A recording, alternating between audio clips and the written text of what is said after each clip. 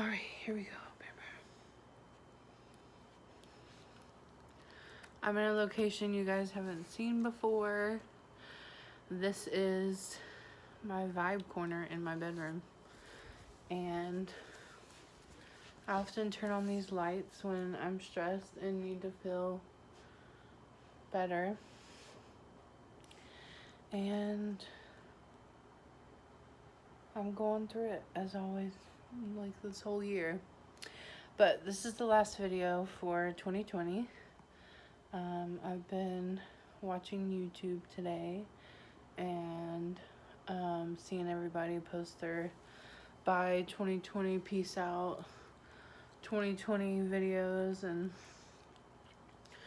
you know, a lot of times like I record these videos for myself and I kind of just want to like recap the year so I can watch it at a later time and remember what it was like. And yeah, you probably won't find enjoyment out of this video, and it's gonna be real raw and honest. So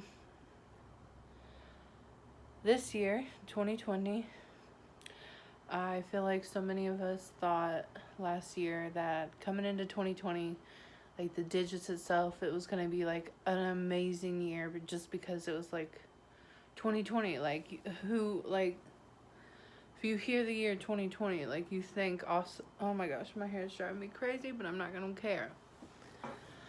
But you hear like 2020 and you just think like awesome.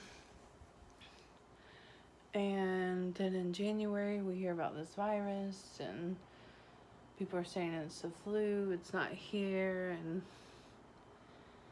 then it gets bad. Then we have to wear masks and there's, 6 feet apart, there's like lockdowns, and I mean, it was just a crazy year.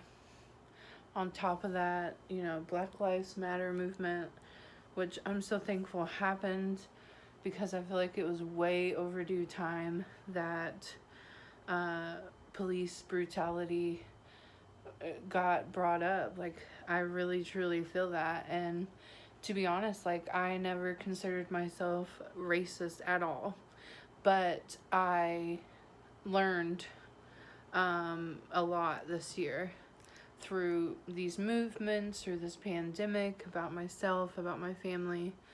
And it was a hard year, man. It was hard. I mean, it's just like shit went down. It went down hard. And I truly feel this is going to be a year that like our kids is going to be learning about in history books, or at least I hope it is, so that like there's not a year worse than this for the whole wide world. I really hope. And I think that's what I'm scared about, because I'm sitting here New Year's Eve, in just a few hours it'll be 2021, and I'm just sitting here like, what's about to happen? Like, what else can come? Like, I remember, again, like I was referring to in 2019, I was sitting there thinking 2020 is going to be the best year. Like, things are going to happen. And it was rough. It was rough.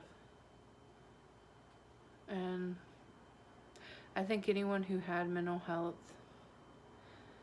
illness, were drastically impacted, and some of them lost their battle. I think suicide went up. I think divorce went up. I think marriage went up, though, too.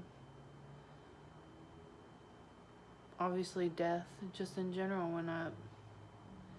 But I think even if you didn't have a mental illness or mental health going into this pandemic, I feel like you came out of it having depression, anxiety to some sort, even if you were the most happy-go-lucky person before the virus.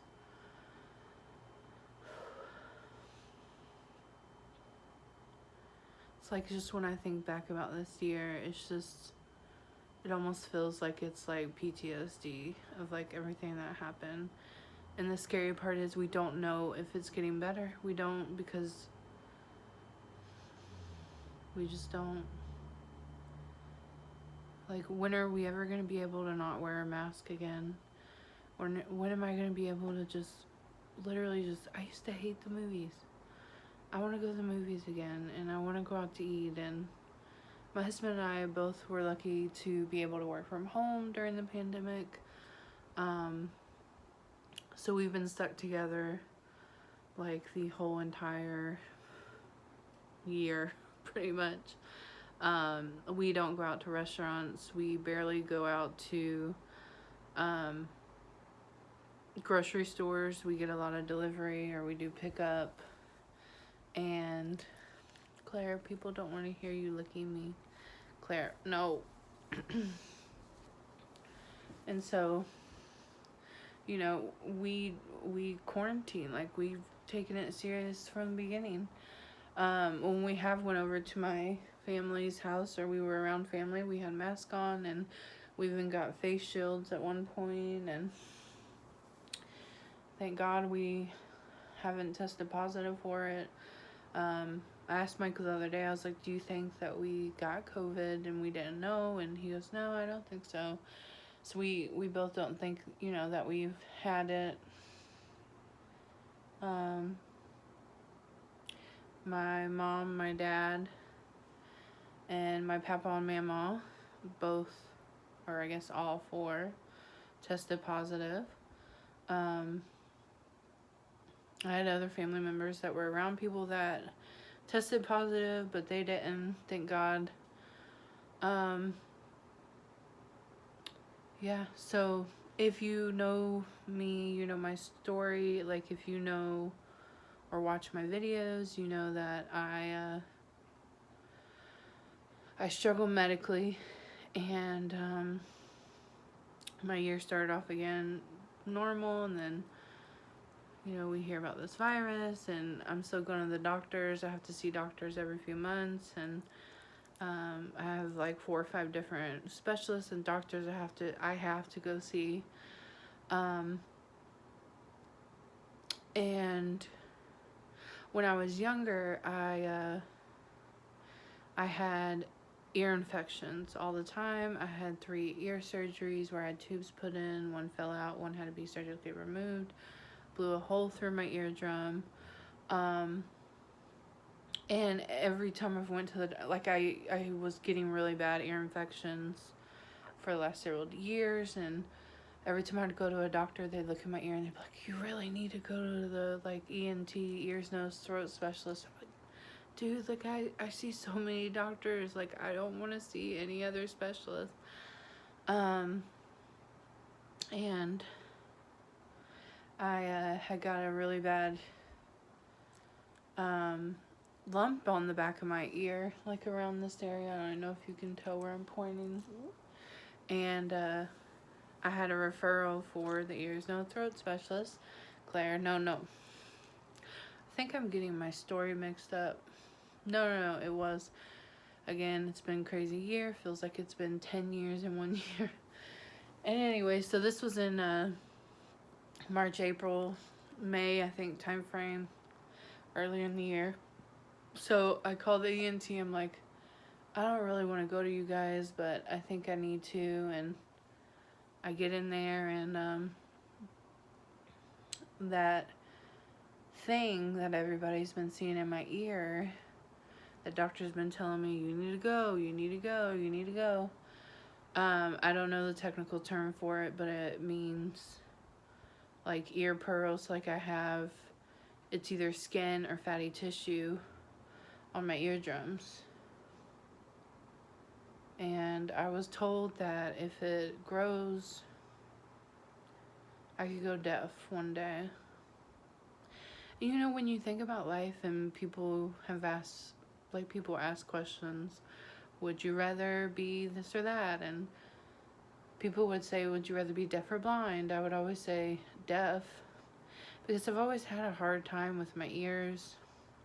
Like I said, I've had surgery, so like I see so much beauty, and like it mentally stimulates my mind and my life to see sunsets and the oceans and mountains and stars. Oh, I love stars.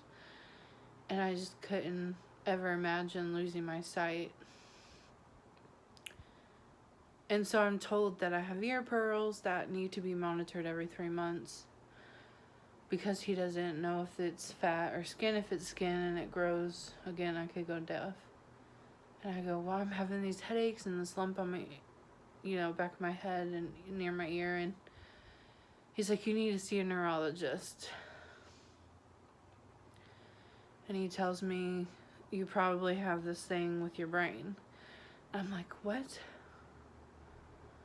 No, I don't have something in my brain wrong. Like, I have fibromyalgia, I have arthritis, like,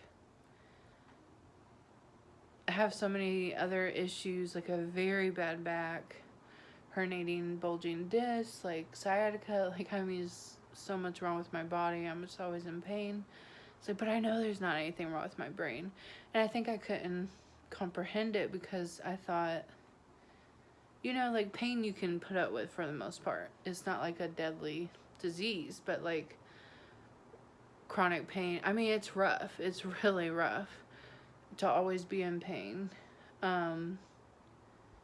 But you always think it's manageable, even if you're in pain all the time. But if something's wrong with your brain, you can't fix the brain, really. Like, that's scary. So I digest it for a little bit. And that place on my head started going down more. I felt it on the other side. I'm like, all right, I need to go ahead and go to the neurologist. So I called the referral and got in, and they did MRIs, and I had a eye test, like, not like a regular eye doctor. I don't even know what they're technically called. And my MRI confirmed there was something wrong with my brain.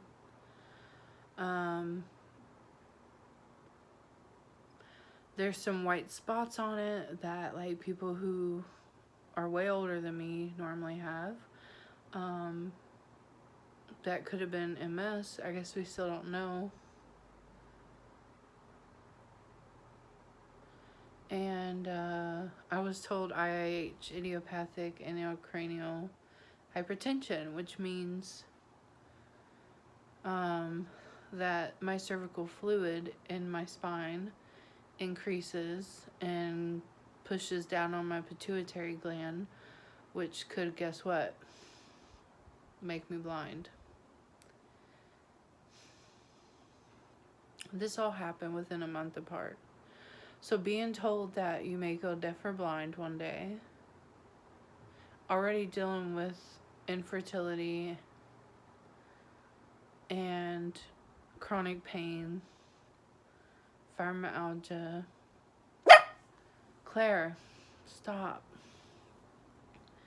So already dealing with all this stuff and then hearing, hey, you could be deaf and blind one day. Like, it was hard to hear, but it, like, made sense with, like, how, like, I've been having migraines for years. I'm talking years.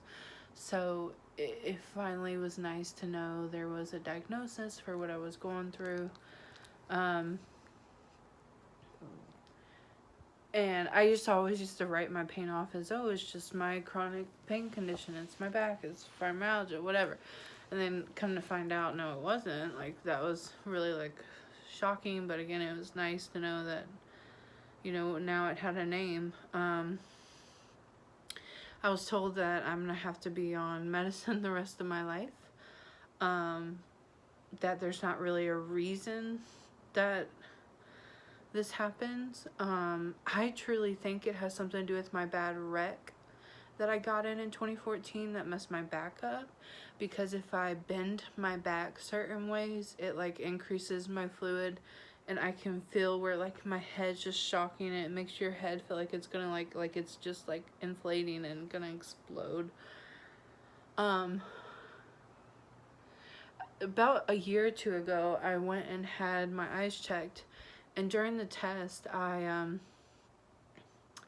I was seeing double vision, and my vision went black in one eye, and I was scared and I cried, and she was like, oh, you're fine, just come see me, you know, whenever it happens. And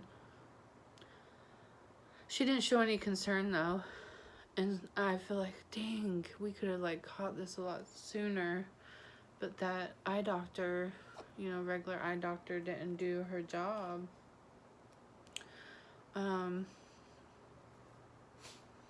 So anyways, so that happened in like April, May, I don't remember, March, April, May time frame.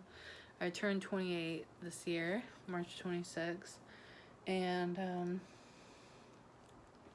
Claire. And then yeah, and then July, my grandpa, he was given 2 weeks to live.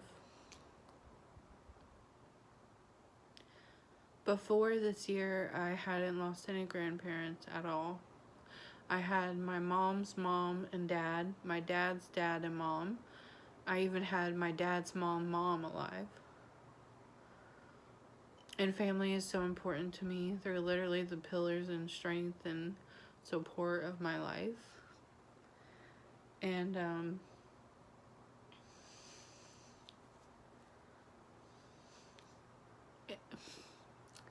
Grandpa, I'm so sorry. Grandpa was really hard to lose. Because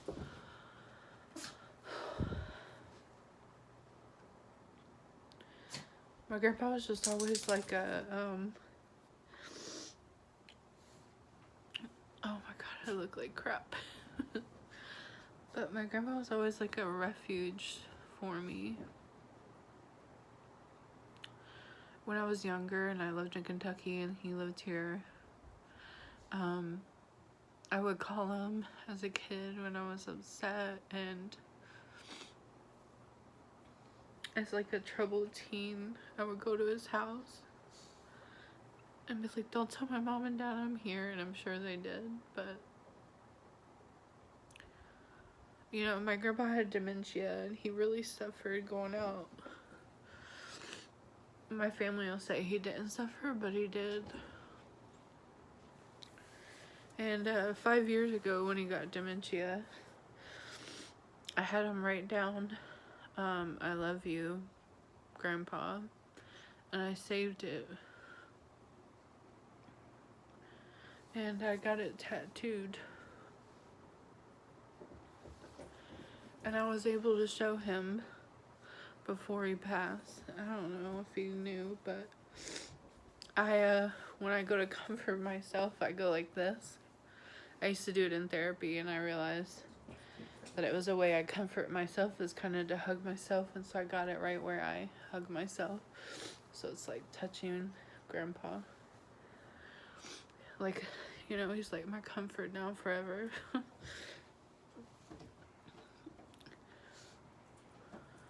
And like anytime I even think about Grandpa, it's really hard. Claire, stop. Lay down. Go lay down. Claire, lay down. Lay down. No. Lay down. Come on. Lay down. Lay down. Oh, gosh. Lay down.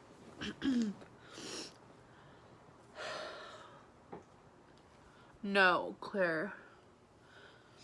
I don't want to edit this video because, like, I just, as a YouTuber, like, I'm never going to get famous, and I'm not going to ever. I tried editing, but it would take me 3 to 4 hours, and I can't spend my time doing that, and I want to post videos, and I don't want to spend any additional time on them. I just want to record them and upload them, so, anyways, so my grandpa is really hard for me to lose. When I got my tattoo at first, I was really happy, and then after his passing for a while, it was hard for me to even look at it because I just like, I think I just wanted to disassociate everything in my mind because it was so hard for me to even think of Grandpa. And I'm not a super religious person. I grew up super religious, but I'm not now. And I started like feeling like I couldn't even talk to God or think about God, and I kind of got angry at the thought of God because someone had told me at his funeral that I can't talk to my grandpa once he's gone, that I have to go through God to talk to him.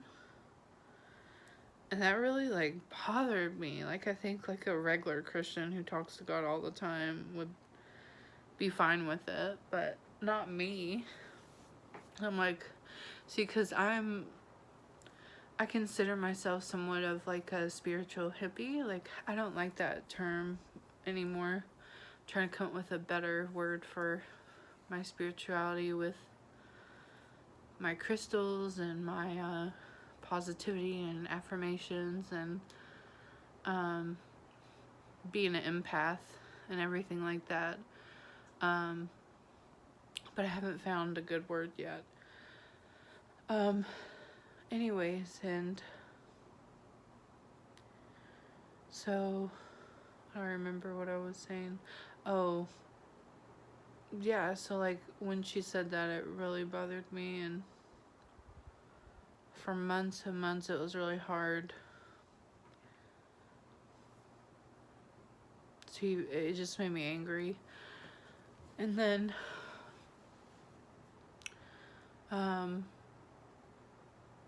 in October, November, my dad's mom, my great mama, I'm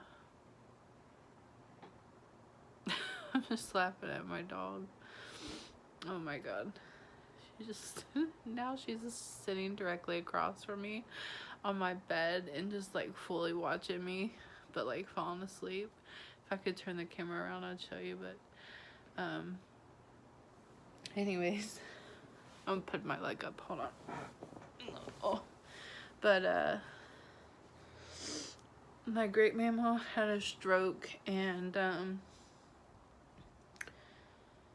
you know, as a kid, we used to always go to great mama's for Thanksgiving, and she had this country house. I remember walking on the wood floor or vinyl floor and hearing it like move and the shifting of the house, and I remember her basement, and I can almost like smell the house, and just like great mama's house, you know, and her bathroom. And my memory always, though, every time I think of her, is walking in and seeing her sitting there. She have a big old pot on the stove, and she's rolling them dumplings out. She made homemade dumplings, and she was so loving and such a beautiful woman. And my mama is in her 70s and still had her mom. That's so blessed. Like, that's amazing. And her stroke was hard to like understand how it happened, because I think that when medical things happen, I always like doubt it, because I'm like, how does this stuff happen? Like, how's everything fine and then it's not, you know? And then she went to rehab, and we're all excited thinking, okay, she's gonna be okay, like she's gonna be okay. And then she wasn't, and she was gone. And that woman, my great mama, was such a staple in my family. And so I had just lost my first grandparent that I was the closest to And then you take away the staple of my family. Right around her holiday, Thanksgiving. She died in November. She had a stroke in October, I'm pretty sure. And then around Thanksgiving, my stomach was hurting really bad, and for months and months I kept feeling this knot in my stomach. And anytime my dog Claire would like just walk on my stomach, or I'd go to the doctor and they'd press on my stomach, like it hurt so bad I couldn't handle it. It would make me almost like be nauseous because it would hurt so bad. And my fluid in my brain was up really high one day while I was trying to work. I was really trying. And I called out on FMLA, and I had called out, like, I think I had just got back from like bereavement, and I call out and I text my boss and I'm like, listen, like, I'm not well, like I'm about to go to the ER. And I kept being scared to go to the ER because I kept thinking, like, they're gonna send me away, they're gonna send me home, they're gonna tell me it's fibromyalgia pain, I'm fine, you know. Like, I go to the ER like every 6 months because I'm just always not feeling well. Like, that's the truth. And so I end up calling my aunt who works in a hospital, and I'm telling her about this pain, and she's like, oh, Hannah, that's what it sounds like when I had appendix. And I looked up my pain where it was, and at one point over the last several months that I was hurting, thought, well, maybe this is my appendix. So hearing that, I was like, oh God. So I ended up going to the ER. They do CT scan, and x-rays, well, not x-rays, I'm sorry, ultrasound. And when she did the ultrasound, she went right where my gallbladder is, hit the gallbladder. I was like, ooh, okay, that's where it hurts. And didn't hear anything from the doctor really. And then he comes in, he goes, you got a lot of gallstones. I'm like, what? I've never had a gallstone in my life. He's like, well, you got one now. And I was alone at this point in the ER, and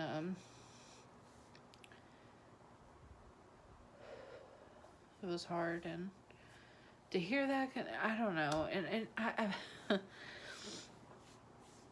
I know so many people this year who, like, it's like the craziest crap that has, like, that's happened. Like, things that, like, on a normal year, whatever a normal year is at this point, wouldn't happen, is happening. And so I know I'm not the only one struggling out there. Like, I know that. Like, the whole world is, and it's sad. Sorry, I just realized I'm probably bouncing the camera. So then the doctor ended up leaving, not even saying anything to me at the ER. And then a nurse comes in with an ambulance form and wants me to sign it because I'm being rushed by ambulance to another hospital that can perform the surgery. And I'm like, I thought y'all would turn me away, and now I'm being rushed for surgery. Like, I didn't realize I had emergency surgery until like days after the surgery happened, because it just was like so fast. They couldn't get me in that night for surgery, so I ended up doing it the next day on the 24th, right before Thanksgiving. And then I think I came home the 25th. No, it was right before Thanksgiving. I was just happy to be home for Thanksgiving. And I had been on low narcotics / opiates for a few years after my wreck. And they drugged me up in the hospital. And I'm not proud of that. Like, I know they did what they feel. Sorry if you heard Claire sniffing the camera. and now scratching, but I know they did what they thought they had to, but like, I remember like being rolled back for surgery, and I'm like, and you know, I have an IV, and I'm like, whoa, what is this? I was like, I feel crazy, and they're like, we just gave you Vicodin. I'm like, so I mean, it was a good hospital, but like, I feel like I was drugged a little too much. They gave me morphine. Oh, it's just crazy. I don't even want to see everything they gave me. And so after I came out of the hospital, they gave me 5 days of a certain medicine that was stronger than what I was on previously. And obviously I couldn't take what I was on before I went into the hospital for the last few years because it was a narcotic. And they told me after you stop this higher strong medicine we're giving you, after the 5 days, you can go back to your previous pain med you were on. Well, the 5 days passed, and I decided I'm not going to do it. So I've been off of pain medicine for almost a month. Almost. Probably in about a week, it'll be a month. I feel so much more pain in so many more places. And also, I was gonna say something else. Oh, I can't sleep. I have to be super disciplined to get myself to sleep. When before I would just take it, boom, knocked out, 10 hours. It was crazy. Claire, stop licking the pillows. But a positive to that, one of the reasons I decided not to go back on it is because obviously I just don't want to be on pain medicine in general, and I've never had withdrawals or went off of pain medicine, so I didn't know how it was going to be, so I was always scared to go through withdrawals. I don't think I had too bad of ones. Like, I think it helped. Like, I don't suggest anyone like going on a stronger medicine to get off a lesser medicine. I don't even know how that worked, but I'm off of it. The only medicines I take now is I do have to take a muscle relaxer because my muscles spasm even on a muscle relaxer. And then, and I just take that at night. I take some Tylenol, allergy, like regular over-the-counter allergy, and then I have to take my brain medicine that lowers my pressure in my brain. I'll be on that the rest of my life. And I asked him, I was like, well, what if I don't take the brain medicine? When I first was diagnosed, he says, you'll go blind. And if the medicine ends up not working long-term, then I have to have brain surgery and a brain shunt or whatever put in. So my vision is affected. I know I'm jumping back to the May diagnosis, but there's like certain spots in my house where I have like little spots on my wall that honestly I need to clean off. But I leave them up there partially because like I just haven't cleaned them yet, but partially because that's how I rate how my vision is. There's some days that I can't see the details of the spots. Like the spots aren't almost like the spots aren't there. And there's other days where like they're super clear. And I don't talk to people about when I can't see that well because it's scary. Anyways, where was I going with this? Oh, but I want to have a baby, and I don't want to be on pain medicine while I'm pregnant. If I would have got pregnant on the pain medicine I was on, I would have had to stay on it, and my baby potentially would have had to be in NICU after it was born. It could have caused like a lot of issues, and so that's one reason, because even though it's going on 5 years that now I haven't got pregnant, or I have got pregnant, but I can't carry more than a few weeks.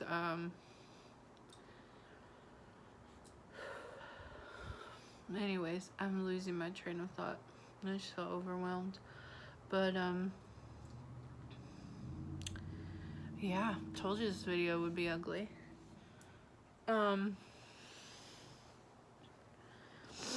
But yeah, so I got off of medicine for Claire. No, no, you can't be playing. Go lay down. Lay down, Claire. Lay down. You want me to hold you again? Oh gosh. So I'm doing it for a baby, hopefully, and also because I'm so much more clear-minded. I feel like I am more of an enlightened person, and it's nice. Claire, no. Going into 2020, one thing I had wrote that I wanted to accomplish was to get my house organized and cleaned. I got my upstairs finally this last month organized and cleaned. And my downstairs is not at all. But we're slowly but surely working on it. We had got some progress made, and then Christmas happened, and now, you know, I've just been hurting more lately. There's some weather changes. And, you know, this, I didn't even go through everything yet for this year. So I lost my great mamaw around Thanksgiving. I had emergency gallbladder surgery. And then in December, after the funeral, my parents, my mamaw and papa, tested positive for COVID. My papa was already on oxygen. He ended up going into ICU. And my dad's dad passed. My papa passed. Right before Christmas. My mama lost her mom and her dad not even a month apart. Or barely a month apart.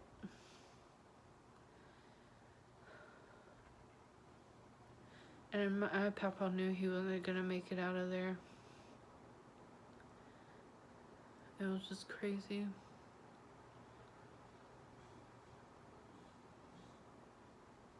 So going from losing no grandparents to 3.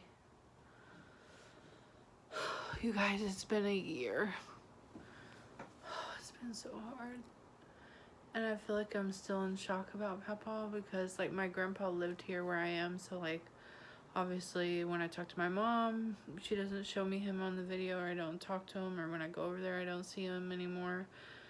My Papa, like, I hate to say it, but wasn't in my life that much because just several reasons. Like, nothing to do with, like, him or our relationship. It was just, to be honest, like, a lot of it is that I got too busy in life. I haven't seen them in 5 years. And what sucks is I was supposed to go down there, even with COVID. I was supposed to go down there for Thanksgiving to be with my, she just jumped off of me. But to be with my great mama and my papa and mama and uncles and aunts there. Claire, no.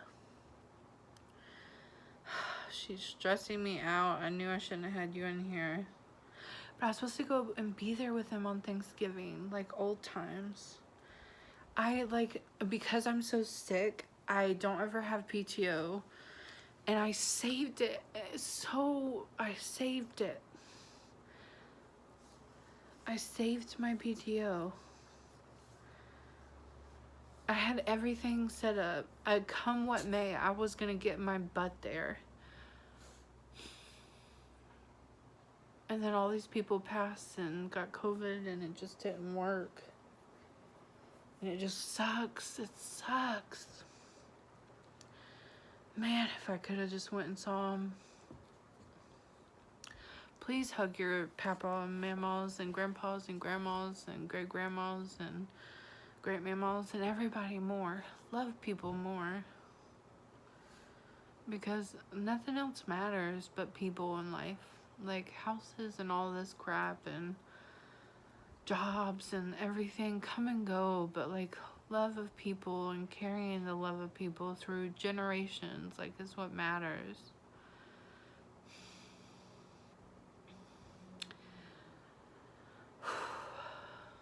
Yeah. So it's been a lot. But with Michael and I being stuck together in a house for the last year, we've got closer, which has been nice. We're working on communication, and I was able to work on my credit this year, and we're probably going to be purchasing a home, and it feels great. So even though this year was full of depression and sadness and loss and darkness and pandemics and craziness, I had some positives, and that's the most important thing in life, is to always find the beauty. Always look for the positive, because there's positives. I came up with this little phrase during the pandemic called Little Happies, and it's time you set aside every day to do something that makes you a little happy. And I spell it Happie, happy. And mine was drinking hot chocolate, or listening to music, or going on a walk with Claire. It was little things like that, like just something that makes you happy. And always setting that time apart each day to like have a little happiness. I've kind of got back out of that because I've been kind of drifting back and forth in between really bad depression and pain, and like I said, the weather changes, so I haven't stuck by that, but I hope to.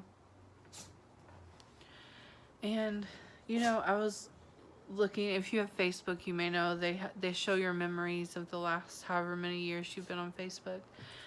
And I was looking at 2016, 17, 18, 19, and I would always want to work on personal growth and not apologize for being me, and say more how I feel and want, and so many things. And I can sit here today and say, you did it, Hannah. Claire, you're causing issues.